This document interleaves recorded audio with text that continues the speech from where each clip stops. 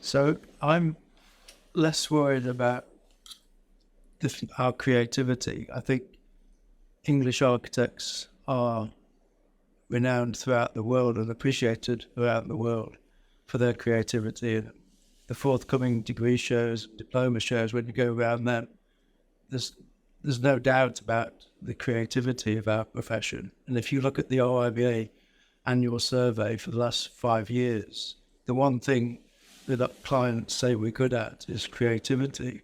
What they say we're bad at is managing and making sure we listen to them and give them what they want, or exceed their expectations. So I'm interested in how we do that, how the RIBA maintains any semblance of relevance in architectural education or in the politics, the influence that we have.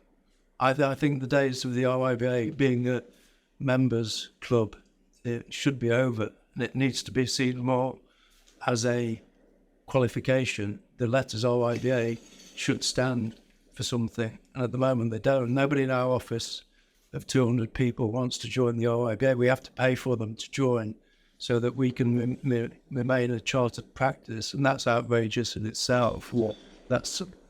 Yeah.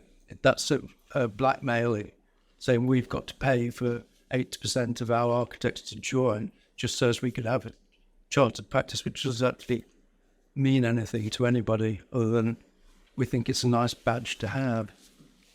So I'd really not. I think creativity, we've got it in abundance. Relevance, not at all. How do you think we should get that relevance? So when I was on the board of the RIBA, I suggested that CPD really needs to be tightened up. You can't get an hour for going to a double glazing salesman's talk in a lunchtime and have sandwiches. You have to make the CPD, lifelong learning, really relevant. We should make it more onerous. You shouldn't be able to rejoin the RIBA every year unless you've done proper accredited CPD. You then wouldn't probably have things like Grenfell happening, because we would know what we should do to avoid those sorts of things. And we make it really relevant. You have to do 50 hours, you have to do 1 hour a week dedicated learning.